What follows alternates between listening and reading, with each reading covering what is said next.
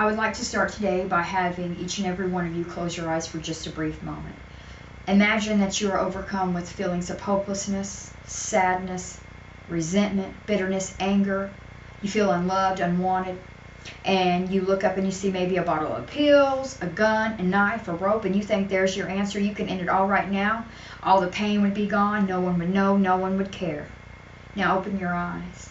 Millions of individuals here in America feel that way every day. I have researched many websites as well as witnessed firsthand the effects of suicide and depression on an individual. By the end of today, you are going to be able to recognize the signs of suicide and depression, as well as learn the staggering statistics of how it is affecting our society, the numbers that are increasing every year. In 2011, suicide was the 10th most common cause of death in America. Every 13.3 minutes, another individual took their life. Every 13.3 minutes. Now, out of the individuals that attempted suicide and it was not successful the first time, some of those, 1 out of 4 of them, will attempt to take their own life a second time within 3 months following, and 10% of those are going to be successful attempts.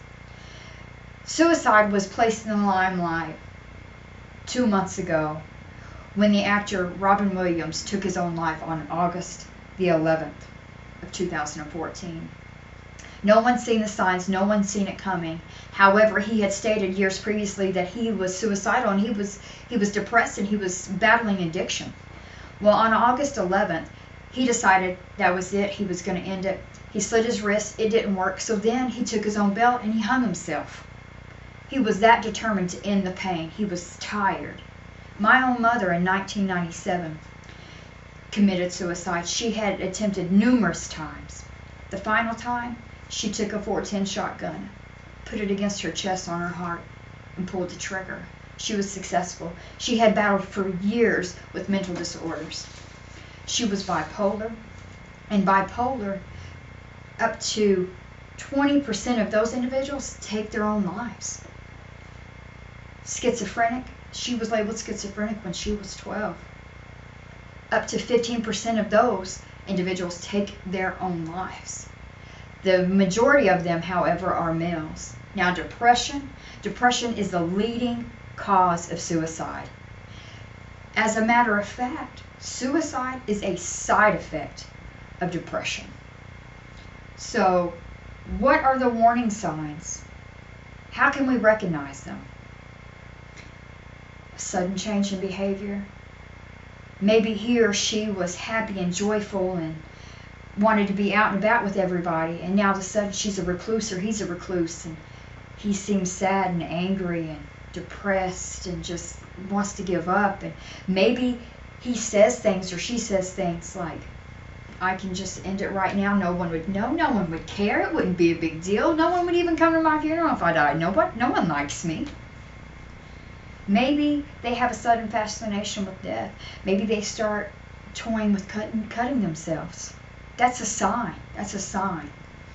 Maybe there's a change in appearance. Maybe they start wearing long sleeves to cover the cuts. Maybe this person that used to wear tank tops and little shorts now is wearing long sleeve shirts and pants all the time in the middle of the summer.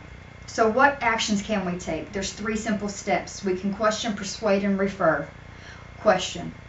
Are you thinking of hurting yourself? Just because you're asking someone if you're thinking about hurting yourself doesn't mean that you're implicating them to put that thought in your head. 2, persuade them to get help. Persuade them to get the care that they need, then refer them to get the care that they need.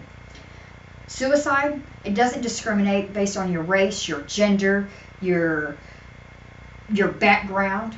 There's no discrimination. So today we've been educated about the increasing numbers of suicide and depression and the risks that are connected with the hidden signs of suicide and depression and how to recognize and address them. So be sure to remember what you've learned today. Keep in mind the consequences of undetected signs the next time you see someone who is depressed and significantly out of character. Remember, in order to save a life, you need to question, persuade, and refer.